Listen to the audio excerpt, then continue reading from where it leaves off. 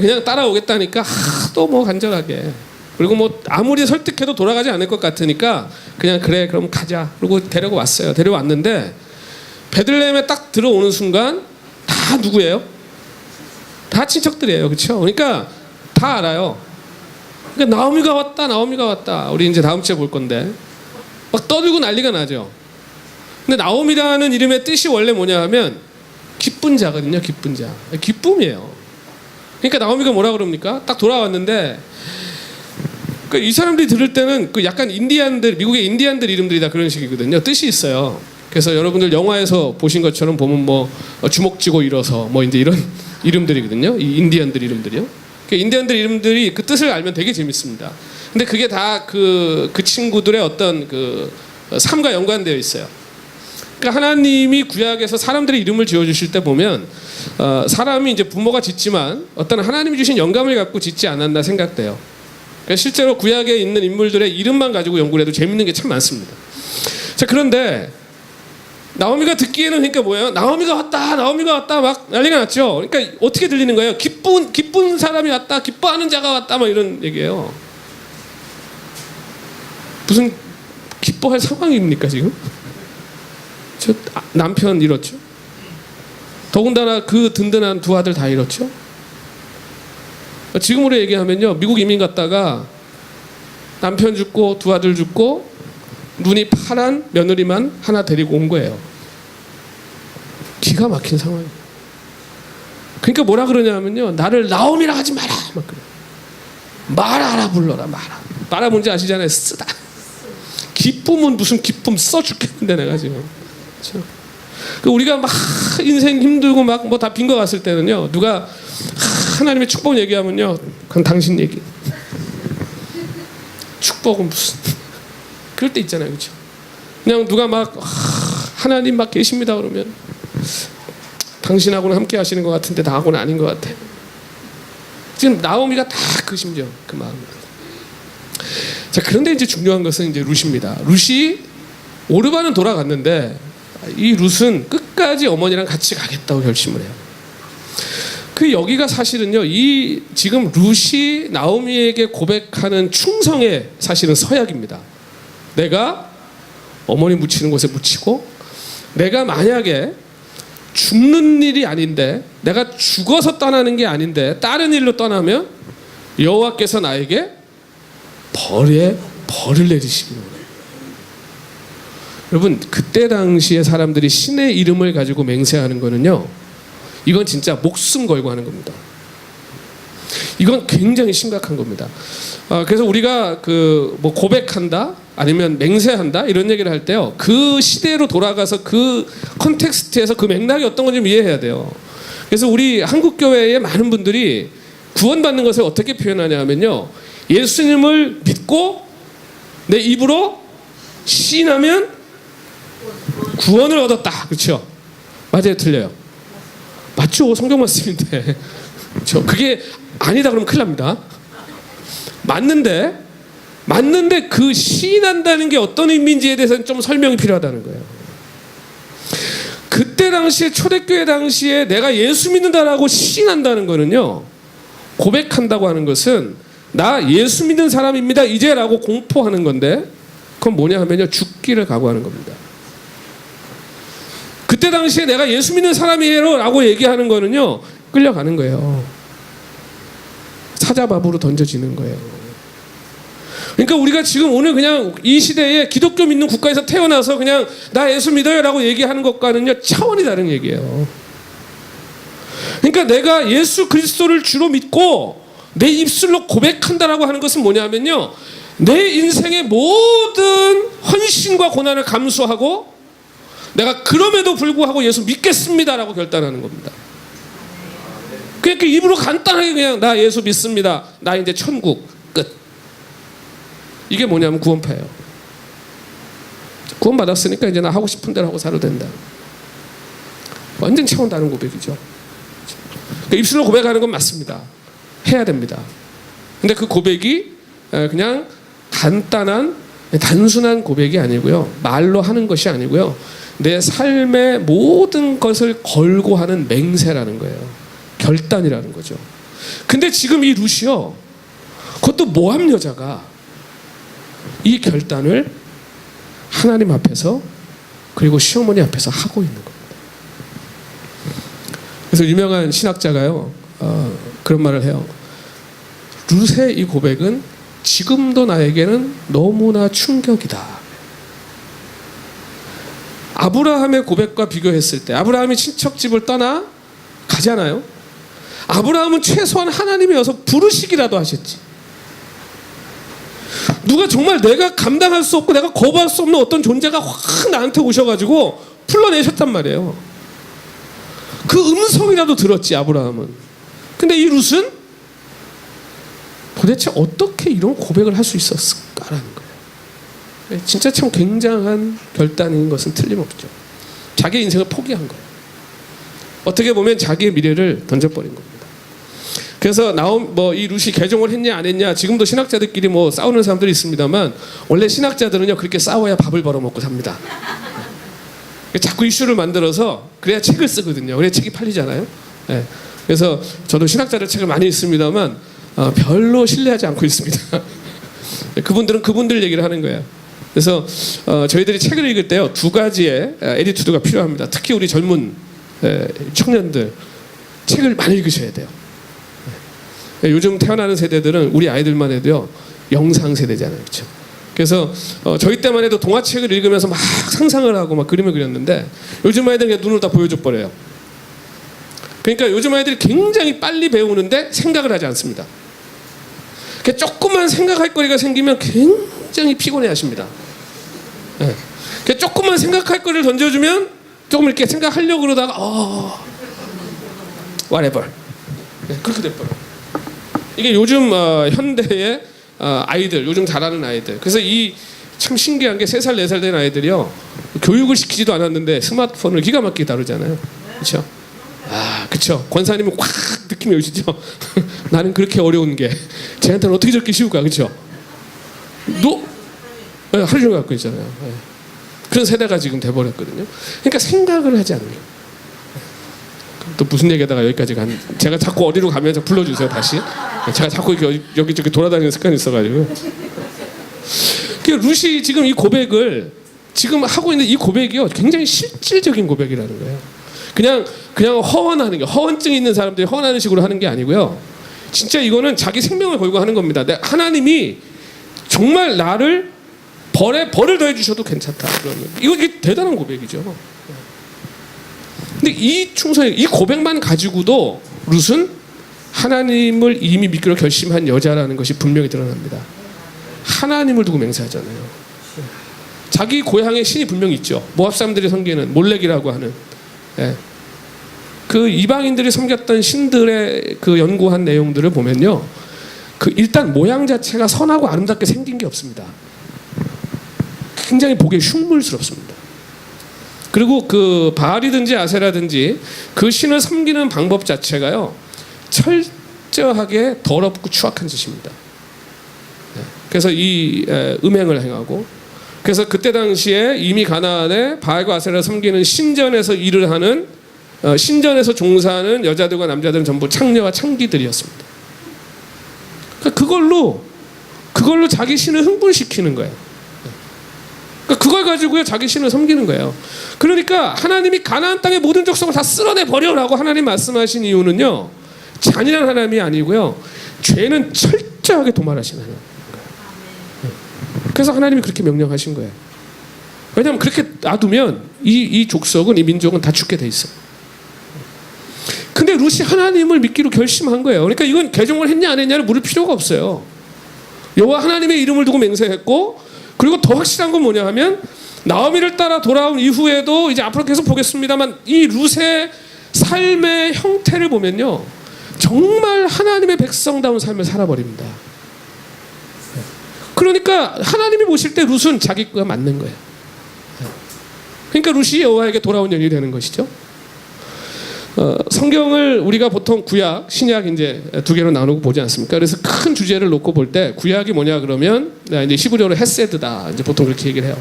그래서 헤세드라고 하는 말의 의미는 여러 개로 쓰이는데, 구약에서는 이제 주로 인애, 그러니까 사랑이라는 말을 헤세드로 쓰이고요. 그 다음에 이제 굉장히 중요하게 쓰이는 말 중에 하나가 충성이라는 말입니다. 하나님께 여호와께 충성한다라고 할 때 이 헤세드라는 말을 써요. 자, 그런데 이 헤세드라고 하는 이 충성이라고 하는 것의 의미를 우리가 좀 알 필요가 있습니다. 요즘 시대 젊은 친구들의 생각, 그리고 저도 이제 제가 미국에서 그 청년 연합 집회를 1년에 2번 이제 부흥회를 다 이제 교회들 모아서 하는 집회를 한 10년 동안 섬겼어요. 한 봄 가을로 이제 집회하는 것을. 그때 청년들 이제 사역을 한 10년 했는데 요즘 청년들이 가지고 있는 가장 그 생각의 기저에는 뭐가 있냐면 이 포스트 모더니즘의 영향이 굉장히 깊이 뿌리 박혀 있습니다. 그래서 이 포스트 모더니즘이 뭐냐라고 물으면 간단하게 그냥 말씀드리면요. 여러분 이렇게 슈퍼마켓 가시죠? 그럼 들어가실 때 뭘 가지고 가시죠? 이렇게 카트 딱 이렇게 밀고 가시죠. 카트를 딱 빼서 그럼 벌써 뭘 이제 의미하는 거예요? 내가 원하는 건 다 주워 담을 거야. 그렇죠? 네. 그리고 이제 카트를 멋있게 밀고 가면서 내가 원하는 건 다 주워 담고 나오시잖아요. 포스트 모더니즘이 그런 겁니다. 내가 원하고 내가 좋아하는 건 다 주워 담는 거예요. 네. 그래서 전통, 진리 이런 거 소용없습니다. 그래서 어떤 무슨 뭐 위에 권위를 가지고 옛날에는 학교 다니면 선생님이 얘기하면 무슨 얘기를 해도 선생님 얘기는 순종하는 거예요. 그렇죠? 근데 요즘 아이들은 지가 이해가 안 되면 저게 뭐 선생이야 이렇게 돼요. 네. 제가 좀 심하게 얘기해서 그렇죠. 안 받아들인다는 거예요. 그래서 이해가 돼야 돼요, 자기가. 그래서 청년들 사역할 때는요, 반드시 먼저 이해를 시켜야 됩니다. 그래서 그 청년들의 말을 들어줘야 돼요, 먼저. 너희들은 어떻게 생각하니? 너희들은 뭐가 궁금해? 뭐가 제일 이해가 안 되니? 여기서부터 시작이 돼야 돼요. 그 대화가 돼요. 그게 포스트 모더니즘의 영향이에요. 근데 포스트 모더니즘의 영향의 가장 큰 이제 열매, 산물이라 그러면 그게 뭐냐면 개인주의입니다. 싫은 건 안 하니까 결국은 어떻게 되냐면 나 싫으면 안 봐, 그렇죠? 나 싫으면 안 해. 이게 굉장히 자유롭고 굉장히 창의적인 것처럼 보이지만 또 한편으로 보면 얽매 있는 거 싫어하고, 그렇죠? 그리고 틀에 박혀 있는 거 싫어하는 그런 세대가 되는 거죠. 근데 그렇기 때문에 이제 위에 세대들이 하지 못했던 일을 해내긴 합니다. 그래서 한국의 한류도 사실 거기서 나온 거죠. 네. 이제 그런 좋은 열매들도 있긴 하지만 또 한편으로 그런 부분이 있어요. 자, 제가 왜 이 말씀을 드리냐 하면, 자, 충성이라고 하는, 성경이 말하는 충성이라고 하는 것의 의미가 지금 현대인들이 충성이라는 말을 던졌을 때 받아들이는 의미와 매우 다르다는 겁니다. 네, 굉장히 다르다는 거예요. 자, 요즘 사람들이 충성 그런 얘기하면요, 다 어떻게 생각하냐면, 무슨 고리타분한 얘기. 충성, 요즘 세대 무슨 충성 그런 얘기를 누가 써? 그렇죠? 그렇게 생각돼요. 자, 그리고 실제로 우리가 그런 말 잘 못 들어보죠. 충성이라는 말 요새 뭐 누가 그렇게 씁니까? 교회에서도 충성 그런 말 우리가 하나님께 충성합시다라는 얘기를 우리가 자주 하지만 평소에 충성이라는 말 거의 안 씁니다. 그렇죠? 군대에서나, 그렇죠? 예, 군대는 말 안 들으면 큰일 나니까 뭐 무조건 충성해야죠, 거기는. 예. 근데 이 충성이 뭐라고 생각하시나요? 충성 그러면 우리가 제일 떠오르는 게 막 복종 이런 거 떠올리잖아요, 그렇죠? 근데 충성이라고 성경이 얘기하는 헤세드, 충성이라고 하는 거는요, 이 인애, 사랑과 이게 아주 끈끈하게 결합되어 있는데, 이 충성의 의미는 뭐냐면 사실은 내가 굳이 그렇게 하지 않아도 되는데, 내가 굳이 그렇게 해야 될 의무가 없는데도 불구하고 자발적으로, 기쁨으로, 자원함으로 하는 것이 충성입니다. 그러니까 쉽게 예를 들면요, 제가 일본 와가지고 목요일, 수요일 저녁에 굉장히 늦게 도착했거든요. 그리고 우리 김 집사님이 저 때문에 굉장히 늦게까지 고생하고 가셨는데, 그리고 가시고 나서 이제 목요일 날 이제 혼자 집에 있었어요. 아침에 이제 그 슈퍼에 가서 먹을 거를 저도 카트에다가 제가 먹고 싶은 거 다 주워 담아가지고 집에 와서 하루 종일 이제 그거 먹으면서 이제 하루는 그냥 집에서 뒹굴뒹굴 있었어요. 그리고 금요일 아침이 됐는데 계속 이러고 있으면 안 될 것 같아요. 그래가지고 그 다음날 제가 이제 마음을 먹고 옷차림을 간단하게 아사쿠사를 제가 이제 걸어갔습니다. 보니까 가는데 한 1시간 걸리더라고요. 그리고 오는데 뭐 1시간 10분 뭐 이렇게 봐요. 그래서 지도를 보니까 강이 있어요. 그래서 올 때 강 따라 걸어오면 한 2시간.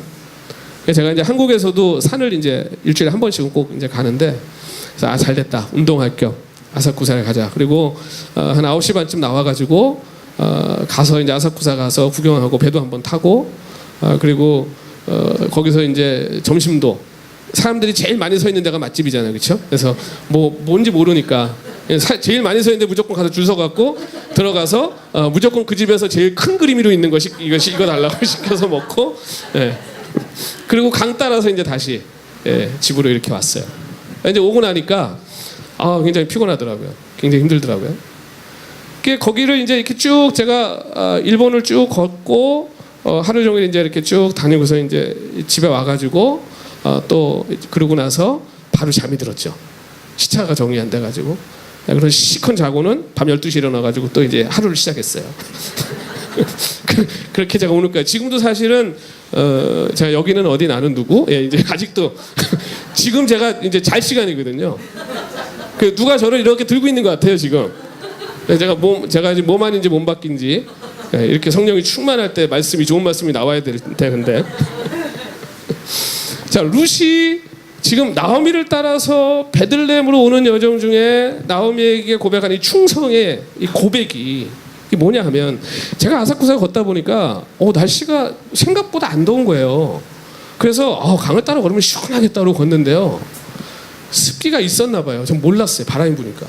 계속 몸이 땀으로 젖는 거예요. 그러면서 그날따라 또 왜 이렇게 날씨가 좋은지 햇볕이 왜 저는 캘리포니아만 뜨거운 줄 알았더니 동경 햇볕도 장난이 아니더라고요. 그늘을 찾는데 좀 앉으려고 그랬더니 사람들이 그것도 왜 이렇게 많이 앉아 있어요. 앉을 데도 없는 거예요. 그래서 제가 이렇게 보면서 누가 좀 양보하면 얼마나 좋을까. 제가 왜 충성 얘기를 하냐면요. 제가 가서 그 사람한테 조그만 애가 앉아 있는데 야, 나 지금 너무 더운데 너 일어나. 어차피 뭐 대화도 안 되겠지만 일본말이 안 돼서. 만약에 그랬는데 바디랭귀지를 써서 걔가 일어났다. 그럼 걔가 저한테 충성한 겁니까? 아니죠. 이걸 우리는 복종과 헷갈리면 안 된다는 거예요. 여러분, 하나님에게 우리가 충성을 한다라고 할 때요, 내가 앉아 있는데 누가 땀을 펄펄 흘리면서 걸어와요. 내가 굳이 일어나서 양보하지 않아도 되는데도 불구하고 저 사람 참 덥고 힘들겠다. 내가 일어나서 여기 앉으시죠. 이게 헤세드라는 거예요. 이게 충성입니다. 여러분들이 교회를 섬기실 때 충성한다라고 하는 게 어떤 의미냐 하면요, 굳이 그렇게 안 해도 되는데 하셨다면 충성이 좀 믿으시기 바랍니다. 근데 하기 싫은데 시켜가지고 억지로 했다면 복종하신 줄 믿으시기 바랍니다. 우리가 하나님 믿는데 복종하지 말고 충성하자는 말이죠. 충성은 기쁨으로 하는 거거든요. 내가 좋아서 하는 거예요. 힘이 없어서 할 수 없이 하는 게 아니고요, 기쁨으로 하는 거예요. 자, 룻 보세요. 지금 상황이 성경이 우리에게 보여주고 있는 상황이 어떤 상황이냐고 한번 보시란 말이에요. 오르바는 돌아갔죠. 누가 요거 할 수 있겠어요, 오르바에게. 만약에 제가 나옴이라도요 못 따라오게 했을 거예요. 앞날이 창창한데 내가 그 젊은 며느리를, 아들도 죽고 데리고 이스라엘 간들 그 인생을 내가 어떻게 책임져 줄 거야. 그래서 나오미가 다 설득하잖아요. 계속 내가 만약에 지금 애를 낳아가지고 설사 내가 이 나이에 애를 낳는다 하더라도 네가 어떻게 걔가 클 때까지 기다렸다가 해가지고 우리 가업을, 이게 무슨 말인지 이해가 안 되시죠? 이게 이제 뒤에 가면 기업 물을 자 가면 나옵니다. 그때 제가 설명할게요. 그러니까 읽으시다 보면 이게 뭔 소리인지 이해가 안 되실 거예요. 나오미가 그 나이에 애를 낳는 게 뭔 상관이 있고 그게 뭘 또 얘네들이 뭘 기다리지, 이게 이해가 잘 안 되시는데, 이게 하나님이 이스라엘에게 주신 사회 보장 제도입니다. 이게 기업 물을 자라는 뒤에 나오는, 이걸 충실히 행했던 사람이 보아스인데, 보아스가 바로 충성된 사람. 그렇게 할 필요가 없는데 굳이 자원함으로 자진해서 자기의 모든 것을 헌신하고 희생하고 내어놓았던, 그러므로 해서 뭐가 돼요? 다윗의 조상이 되었다. 이게 룻기의 이야기예요. 그러니까 이 룻의 오늘 우리에게 보여주는 충성은요, 세상에서 볼 때는요 충격적인 겁니다. 한번 입장을 바꿔놓고 생각해 보세요. 룻의 어머니가 여기 있었다. 어떻게 해서라도 끌고 가지 않았겠습니까, 집에? 그렇죠? 이게 참 다른 거예요. 아들 가진 부모와 딸 가진 부모가 다른 거예요. 이래서 그렇죠? 그러니까 이 룻의 부모였다면, 자기네 나라를 원수로 삼고 사는 그 나라에 사위도 죽었는데 그 시어머니 따라 봉양하겠다고 쫓아가는 그 딸을 어떻게 보내겠냐고요. 어떻게. 이건 세상에서 볼 때는요 상식 밖의 일이에요. 어떻게 보면 그 며느리 그냥 데리고 가는 나오미가 이상한 여자예요. 세상에서 볼 때는. 그렇죠? 여러분, 우리가 충성이라는 게 바로 이런 겁니다. 세상에서 볼 땐 이해가 안 되는 거예요. 세상 사람들이 봤을 땐 이해가 안 돼. 저 사람 왜 굳이 저러고 살지? 근데 문제는 우리가 그 충성의 삶을 살다 보면 지칠 때가 있다는 거예요. 어떨 땐 내 스스로 그런 질문을 할 때가 있잖아요. 내가 이렇게까지 하고 살아야 되나? 부부 사이에도 그런 가끔 들죠. 내가 저 인간을 지금 이렇게까지 참고 살았는데 이것도 한번 참아야 되는데 저놈의 인간을 내가. 사람 관계에서도 그럴 때가 있잖아요. 옆집에 또 직장에 저 사람 내가 이거 언제까지 내가 이거 봐줘야지, 참아야지. 그럴 때 있죠. 그럴 때 이제 제가 쓰는 방법이 있습니다. 제가 쓰는 방법은 그냥 이겁니다. 조금만 더 하자. 조금만 더 하자. 뭐 대단하게 내가 뭐 사람을 섬기고 뭐 대단하게 뭐 어차피 내가 그 수준도 안 되는 거 내가 나도 알고 너가 나를 아는데 그냥 조금만 더 하자. 그 조금만 더 하자고 마음을 먹고 살아봤더니요, 할만하더라고요. 그건 할만하더라고요. 뭐 더 크게는 힘들어요. 더 크게는 힘들어. 근데 조금 더 하는 건 할 수 있죠. 그래서 우리 성도들한테도 그럽니다. 주일날 끝나고 이제 헤어지기 전에 자, 우리 또 일주일 조금만 더 하다 옵시다. 가서 조금만 더 하다 오시기 바랍니다. 그러니까 세상 사람들이 요만큼 하면 상식이라는 게 있잖아요. 세상 사람들도 요만큼 했으면 저 괜찮은 사람, 그렇죠? 저 정도 하는 거 보니까 저 사람 좀 괜찮은 사람이네. 근데 거기서 조금 더 하잖아요. 사람을 감동시키는 거예요. 야, 저 사람 다르네. 굳이 저렇게까지 안 해도 되는데. 그게 바로 구별이에요. 근데 이 충성을 조금 더 하는 것을 우리가 사람에게 하면 어렵습니다. 왜냐하면 사람에게 하면 그 사람에게 뭔가를 자꾸 기대하게 돼요. 근데 사람에게 하는데 기대는 하셔야 돼요. 저는 그 LA가요, 거지가 많습니다. 제가 사는 동네. 홈레스라고 그러는데 그 날씨가 좋아요. LA가 지금 여러분 잘 모르시겠지만 제가 살고 있는 LA의 그 코리아타운이 지금 굉장히 사면 초가의 위기에 처해져 있어요. 코리아타운이 사이즈가 이제 굉장히 큰데 거기 방글라데시 스리랑카 커뮤니티에서 자기네 그 정식 거기가 이제 진짜 LA에서 실제로 코리아타운이라는 이름으로 있거든요. 행정 그 이름이. 근데 거기를 3분의 1을 자기들한테 떼어달라고 지금 그 주민 발의안을 내 가지고요. 지금 저도 오기 직전에 투표하고 왔는데 숫자는 저희의 10분의 1밖에 안 되는데 한인타운에 3분의 1을 내놓으라는 거예요. 자기네 걸로. 그리고 지금 다운타운 쪽에 주로 홈레스들이 모여 삽니다. 거기로 다 몰아놨거든요. 그쪽이 이제 예전에만 해도 이제 거의 할렘이고 공장지대였는데 지금 이제 백인들이 그 타운을 개발하면서 이 사람들을 다 밖으로 내쫓고 있어요. 근데 거기서 가장 가까운 곳이 한인타운입니다. 그리고 먹을 걸 쉽게 구할 수 있는 곳이. 그러다 보니까 한인타운으로 지금 다 몰려 나오고 있는데 제가 오기 직전에 아예 그 시의원이 한인타운 한복판에다가 홈레스 임시 쉘터를 짓겠다고 발표를 해버렸어요. 근데 그 사람들은 집이 없어서 거기 길에 사는 사람들이 아니고요, 길이 좋아서 길에 사는 사람들이에요. 저도 이제 교인들하고 홈레스 사역을 이제 자주 나갔는데 뭐 알코올 중독, 마약 중독 많습니다. 그래서 이 사람들을 도울 수 있는 기관들이 많아요. 근데 안 갑니다.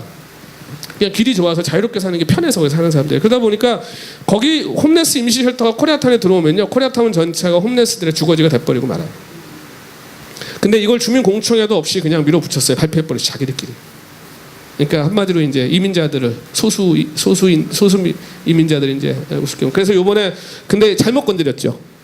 한인들이 워낙 싸움 많이 하고 하나가 안 돼요. 유명합니다. 그래서 한인 회장 선거할 때마다 싸움이에요. 법소송 가고. 그래서 한인들은 절대 뭉치지 않는다는 것이 이제 그 주류 사회의 인식이에요. 그래서 이렇게 해도 아무 일 없겠지 그랬는데 한인들이 또 그 특징이 있잖아요. 잘못 건드리면, 그렇죠? 네. 그렇죠? 잘못 건드리면 애까지 다 뛰어나옵니다. 항상 한인들. 그래서 그 임시 쉘터 발표 나고 첫날 200명 시위 나왔는데 그 다음 주에 2,000명이 나왔어요. 그래서 지금 난리가 났어요. 시의원 사무실이 지금 마비가 되고요. 제가 돌아가면 어떤 일이 일어날지 모르겠는데 예. 그 제가 오면서 그랬어요. 한인들 잘못 건드렸다. 이건 이번엔 잘못 건드렸다. 예, 이번에 아마 한인 사회가 하나 되지 않을까 이것 때문에. 예, 그런 기대를 하고 지금 제가 있습니다. 저도 투표하고 이제 왔는데. 그러니까 이 충성이라고 하는 것을 우리가 생각할 때 세상 상식과는 참 달라야 되는 거예요. 참 달라야 돼요. 그러니까 우리가 힘이 없어서 할 수 없이 내주는 게 충성 아니고요. 그건 지는 거예요. 그렇죠? 뺏기는 거죠. 그냥 힘이 없으니까 얘기를 못 하는 거죠. 그러니까 대부분 우리가 그런 경우 많잖아요. 사실은 뺏겨놓고 중척하는 거 많잖아요. 그렇죠? 그게 충성 아니라는 겁니다. 하나님은 아시죠? 그래서 우리가 하나님 앞에 충성된 삶을 산다라고 하는 것은 자원함으로 하는 거고요. 기쁨으로 하는 것이고요. 그걸 하나님 받으신다는 거예요. 그래서 하나님이 구약 시대의 많은 선지자들을 통해 가지고 이스라엘에게 주셨던 메시지 중에 가장 중요한 부분이 제사에 관한 것인데, 특히 미가 선지자 같은 경우가 그렇죠? 너희들이 천천의 수양을 가져오고 만만의 기름을 갖고 와서 나한테 드려도 나 안 기쁘다는 거야 하나님. 내가 구역질 난다고 그러잖아 하나님. 그냥 복 받고 싶어서 그냥 억지로 와서 하는 거 나 안 받아 그거. 하나님 분명히 얘기하셨잖아요. 너희가 차라리 세상 나가서 공의를 행하고 정직하게 살아내고 내 백성답게 좀 멋지게 살아낸 거, 그게 내가 받는 제사다. 그렇게 얘기하시죠. 오늘날 그리스도인들이 이런 삶을 살아낸다면 정말 얼마나 멋진 일들이 일어날까요? 그렇죠? 놀라운 일이 일어날 거예요. 오늘 이 룻기를 통해서 하나님이 우리에게 하시고자 하시는 말씀이 그거예요. 오늘 내 백성의 삶이 어떤 거냐 봐라는 거예요. 뭐 대단한 그 베들레헴의 그 핏줄, 이스라엘의 핏줄 가운데 태어난 그런 게 아니고, 저 모압에 있는 저 여자인, 저 룻이라고 하는, 아무도 알아주지 않고 주목하지 않았던, 아니 그 룻이 자기 삶 그렇게 다 내려놓고 시어머니 봉양하겠다고 따라왔던, 여러분 그걸 누가 알아줬겠습니까 그때 당시? 그걸 뭐 모압에서 유명했겠습니까? 모압에서 그랬을 거 아니에요. 저 어릴 때부터 내가 저럴 줄 알았다. 참 마음만 좋아가지고 저 왜 저러냐. 어쩌면 집안에서 내 갔을지도 몰라요. 이스라엘 돌아왔을 때 누가 룻을 주목합니까? 아무도 주목 안 합니다. 심지어 나오미도요, 내가 써서 돌아왔다 그러면서요 옆에 룻 소개도 안 합니다. 그냥 꼬다는 보릿자루예요. 그냥. 룻의 심정을 한번 생각해 보세요. 내가 뭐 하려고 여기까지 쫓아와서 내가 뭔 영화를 보겠다고 그런 생각 안 들었을까요? 그런데 놀라운 것은요, 이미 룻이 그걸 결심한 이후에 하나님이 일하기 시작하더라는 거예요. 이게 놀라운 일이에요. 그러니까 우리가 어떤 문제를 딱 생기면 우리는 정말 그 문제에 잘 집중하잖아요. 그래서 그 문제를 가지고 와서 기도하고, 또 집에 갈 때 다시 그 문제 싸가지고 가져가고, 그리고 또 다시 가져와서 내려놓은 것처럼 하다가 또 다시 집어넣고 또 가져가고. 우리는 절대로 문제를 포기하지 않아요. 우리는 정말 문제를 살아가는 것 같아요. 그래서 우리 성도들한테도 좀 기도 안 왔으면 좀 놓고 가라고, 좀 놓고. 왜 하나님 줄 것처럼 가져와가지고 또 들고 가냐고 내가 맨날 그래요. 오늘 문제들을 가져오셨으면 놓고 가시기 바랍니다. 주님이 그랬잖아요. 수고하고 무거운 짐진 자들아 다 와서 나에게 내려놓고 가. 주님은 그냥 받으려고 다 이러고 있는데 줄 것처럼 하고 또 싸가지고 들고 가는 거예요. 이게 뭐예요? 믿음이에요. 믿음이에요. 지금 오늘 이 룻이 이 결심을 할 수 있는 거는요, 충성을 결심할 수 있는 거는 한 가지입니다. 하나님을 신뢰하지 않으면 못하는 겁니다. 여러분, 내 주머니에서 1,000엔이라도 꺼내서 누구를 줄 때는요, 내가 얘기는 하진 않지만, 인식하진 않지만 내 안에 어떤 확신이 있는 거냐면, 반드시 다시 이 주머니가 채워질 거라는 확신이 없다면, 그렇죠? 이걸 어떻게 꺼내서 주겠습니까? 그렇지 않아요? 그러면 이걸 꺼내줄 때 이미 우리에게는 뭔가 믿음이 작동하고 있는 거예요. 아, 내 주머니에 또 채워질 거야. 여러분, 월급 받으시면 열심히 쓰시잖아요. 어떻게 쓰시는 거예요 그걸? 다음 달이면 또 월급이 나오잖아요. 그 믿음은 정말 확실한데 월급보다도 하나님을 안 믿는 것 같아. 월급 나올 건 확실하게 하니까 열심히 쓰고 사시잖아요. 걱정 안 하고. 그렇죠? 저만 그런가요? 하나님을 우리가 좀 그렇게 믿으면, 그 오늘 우리의 충성의 원인은요, 충성의 힘은 거기서 나오는 거죠. 내가 그렇게 하면, 룻기를 보세요. 하나님 안 나온다 그랬죠? 그런데 기가 막힙니다.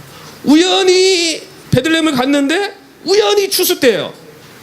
룻이 먹을 것 좀 구할게요. 어머니 그러고 나가는데 나오미는 거들떠도 안 봅니다. 뭐 그러든가 말든가. 뭐 나오미 지금 마음이 써가지고 지금 뭐 오긴 왔는데, 그러니까 룻이 그냥 나가잖아요. 나가는데 마침 누구 밭에요? 보아스의 밭에.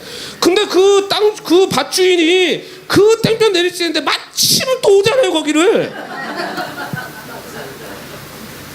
누가 하시는 거예요? 하나님이 하시는 거예요. 그냥 먹을 것 좀 더 주시는 게 아니고요, 인생의 근본적인 문제를 해결해 버리십니다. 이 집안을 살려놓으세요. 이 집안을 살려놔 버리셨잖아요. 보아스를 통해 가지고 귀엽다 회복시켜 버렸고, 그렇죠? 이게 놀라운 거예요. 오늘 우리가 하나님 앞에 충성된 삶을 살 때, 여러분 누구보다 우리에게 충성되신 하나님이 일하시는 줄 믿으시기 바랍니다. 일하신다니까요. 우리 눈엔 안 보이는데 일하고 계시다니까요. 지금도 일하고 계시는 거예요. 제가 김영수 선교사님을 어떻게 만났냐면요, 아마 지난번에 잠깐 말씀드렸을 텐데, 그 라스베가스, 그것도 거기 그 길에 그 모텔이 있는 주차장에서, 저는 중국의 그 왕성 교사님 모시고 어디 가고 있었고, 김영수 교사님은 저 시카고에서 이삿짐을 실어 보내고 거기서 이제 LA로 오고 계셨어요. 그런데 왕성 교사님이랑 통화를 하시더니, 우리도 거긴데? 그랬더니 선교사님 뭐 얘기하더니, 목사님 잠깐만 누구 좀 만나고 가자는 거예요. 그래가지고 그 지나가는 길에 길거리에서 만났습니다. 네, 그렇죠. 그때 제가 말씀드렸던 것 같아요. 여러분, 이게요, 우리가 약속한다고 되는 게 아니에요. 그렇게 만나고 싶어도 하나님이 허락하지 않으면 만남이 이루어지지 않습니다. 제가 여기 한 달 오게 될 거라고는 상상이나 했겠습니까? 제가 일본을, 저는 일본에 아무런 연고가 없습니다. 근데 김영성 교사님 때문에 만나서 제가 안식월까지 하게 되고, 여기 와서 여러분과 한 달 동안 이렇게 말씀으로 함께 교제할 수 있게 됐어요. 이게 우연이라고 생각하시나요? 하나님의 섭리예요. 그러니까 하나님은요, 하나님이 하시는 일을 우리가 이해 못하니까 얼마나 다행인지 몰라요. 만약에 제가 이렇게 다 분석하고 이해할 수 있는 하나님은 난 안 믿겠습니다, 솔직히. 아니, 내가 가늠할 수가 없고 이해할 수가 없고 측량이 안 돼야 하나님이지. 내가 다 이해하고 내가 다 분석할 수 있고 예측할 수 있다면 그게 무슨 하나님이에요? 나보다 크시니까 하나님이죠. 내 생각을 뛰어넘으시니까 하나님이죠. 여러분, 매일 아침 그런 기대와 소망을 가지고 일어나시기 바랍니다. 네, 잠자리에 들 때 그 소망을 가지고 잠자리에 드시면 아침에 행복해요. 근데 이 소망이 없이 사는 사람들이 아침마다 지옥이 지옥. 내가 또 피곤해. 여러분, 하나님은 우리를 기쁨의 삶을 살기 원하시잖아요. 행복하게 원하시죠, 우리가. 그래서 모세를 통해서 하나님이 당신의 백성에게 축복할 때 뭐라고 얘기하셨어요? 어떻게 축복을 하고 그러셨어요? 어떻게 축복을 하고 그러셨습니까? 민수기, 내가 너를 복 주길 원하고, 그렇죠? 네. 하나님은 그 얼굴을 너를 향하여 드사 평강 주시기를 원하고, 그 얼굴 우리를 향하여 드셔서 은혜 베푸시기를 원하노라. 예레미야가 그렇게 절망과 정말 이스라엘의 멸망을 선포하고 뛰어다니면서 울면서, 눈물의 선지자 아니에요? 그러면서 다녔던 예레미야가 뭐라고 그래? 하나님, 너희를 향하는 하나님의 생각을 내가 하나니 재앙이 아니라 평강이요, 너에게 복을 주려 하심이니라. 여러분, 오늘 우리의 삶에 어려움이 있고 아픔이 있고, 내가 이렇게 가려고 그러는데 길이 자꾸 이쪽으로 꺾어지고, 이렇게 가려고 그러면 또 이쪽으로 꺾으시고, 그럼 또 우리 주저앉아가지고 도대체 나한테 왜 그러시는 거예요? 막 그런. 누구 얘기가 아니고 제 얘기. 그랬는데 꺾으셨던 길이 맞더라고요. 안 꺾으셨으면 큰일 날 뻔했더라고요, 제가. 전 그래서 하나님을 믿습니다. 전 그래서 그 하나님이 너무 좋습니다. 여러분, 사실 충성 그러면 우리 하나님 앞에서 충성이라는 얘기를 할 자격이 없죠. 사실 이 충성을 누구보다 확실하게 하신 분이 하나님이시잖아요. 하나님이 우리에게 충성하셨다? 이게 말이 잘 우리가 받아들여지질 않죠. 그런데 헤세드의 의미가 무엇인지를 알면 충분히 이해가 돼요. 우리가 원수 되었을 때에, 우리가 뭐 하나님한테 뭘 좀 잘하고 하나님 마음에 좀 들고 하나님 보시기에도 아유 이쁘다, 아이고 저거 착하다 그랬을 때가 아니고요. 지지리도 말 안 듣고 정말 하라는 건 안 하고 하지 말라는 건 아주 그냥 끼를 쓰고 하고, 거기다 하나님 원수 삼고 그렇게 하나님 미워하시는 우상 숭배하고 그랬을 때 누굴 주셨냐 하면 하나밖에 없는 독생자를 우리 위해 내주셨다.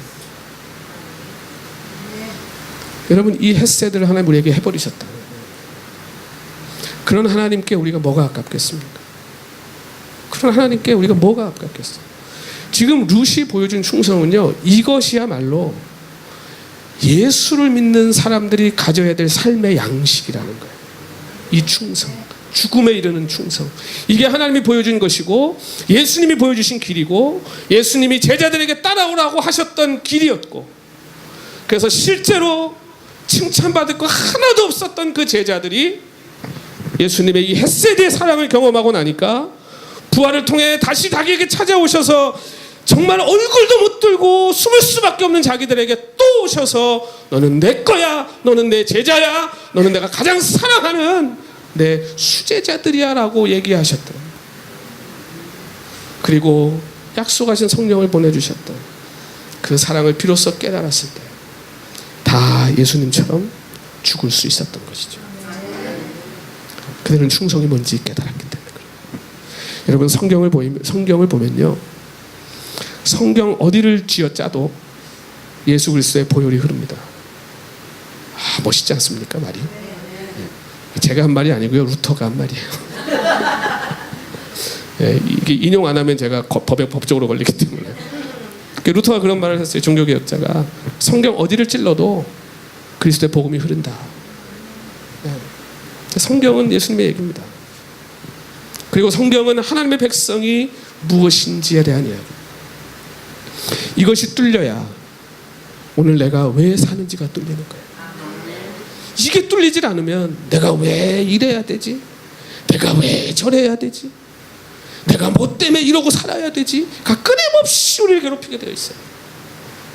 그러나 우리가 누구의 것인지 분명하게 알면, 내가 누구 건지 확실하게 알면, 그리고 내가 왜 이 땅에서 지금 예수 믿는 사람으로 살아가야 하는지를 알게 되면, 여러분, 사는 거 정말 보람차고 사는 것이 정말 가치 있는 인생이 되는 것이죠.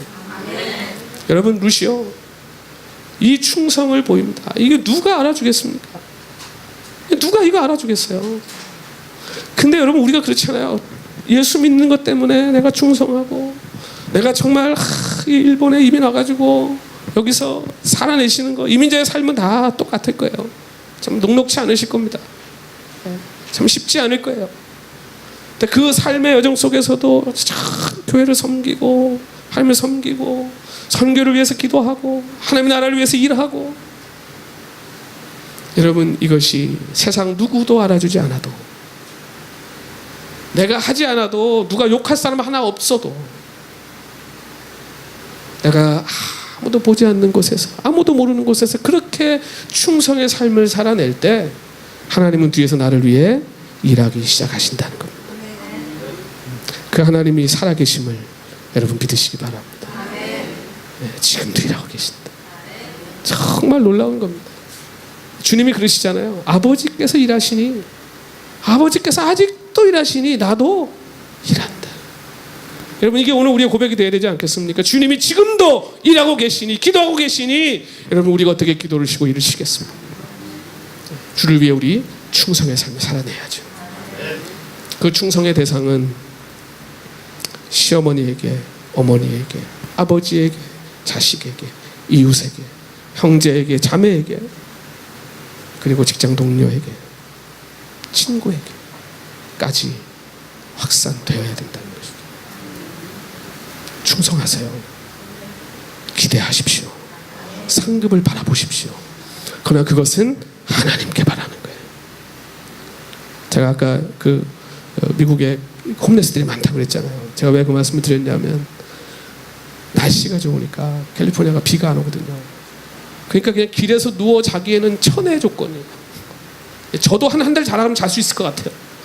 네, 정말 날씨 좋고요. 그늘만 찾아가 누우면 시원하고, 좀 추우면 이렇게 한번 이렇게 굴르면 햇빛에 이렇게 가면 돼요. 좀 뜨겁다 그러면 한번 이를 굴르면 그늘이 시원해. 그러니까 홈레스들이 살기 너무 좋아요. 최적의 조건이. 또 교회들이 많아가지고 물 갖다 주는 사람 많고 샌드위치 갖다 주는 사람 많고. 근데 이 사람들이 차를 타고 가면요 꼭 정거장에 꼭 서 있거든요. 돈 달라고 이렇게. 제가 예전에 부교육자로 섬기던 교회가 프리에서 가깝고 다운타운에 가까웠거든요. 교회가 꽤 컸는데 출근을 해요. 출근을 저희 교회. 출근 도장 찍는 거예요. 완전히 그냥. 매일 찾아와요. 그러니까 또 먹을 거 주면 싫어합니다. 돈으로 달라고. 그 1불 주면요 맥도날드 세트를 먹어야 되니까 5불 내놓으라고 그래요. 뭐 정말 믿음이 대단하신 분들이에요. 네. 두드리면 열린다는 걸 알아요. 교회 가가지고. 네. 근데 제가 그 고민하다가 진짜 그냥 주머니에 있는 거 다 줬어요. 그냥 계속. 네. 또 어떻게 알아? 그 중에 하나가 예수님이면 어떻게 해요? 큰일 나잖아요. 그냥 뭐 줬어요. 네. 세상 진짜 무서운 게 없는데 하나님 무섭거든요. 네. 하나님은 너무 무서워요. 그 중에 하나가 예수님이면 큰일 나잖아요. 참 열심히 하다가 마침 예수님 왔을 때 안 줘버리면 어떡해. 그냥 뭐 어차피 가진 돈도 없고 뭐 큰 돈이나 있으면 고민이 되지만 그 나중에 개척하고 이사 갔는데 거기까지 물어물어 찾아오더라고요. 거기 그 돈 잘 주던 조그만 목사님 어디 갔냐고 거기까지 찾아왔어. 그래서 제가 그 교회에다 전화 너 누가 가르쳐 줬냐고 도대체 여기를. 거기까지 찾아오더라고요. 야 진짜 홈레스들도 그렇게 열심히 사는데 그분들을 보고도 참 많이 배웠습니다. 제가 정말 열심히 사는구나 이분들. 노는 분들이 아니구나. 일 안 합니다. 배고프니까. 그러니까 그런 사람, 그런 사람들이 이제 약 사고 술 사려고 그러는 거예요. 그러니까 그런 사람들은 안 주죠. 그런 사람들 안 주죠. 그러니까 이제 가려서 주긴 하는데 그래도 어쨌든.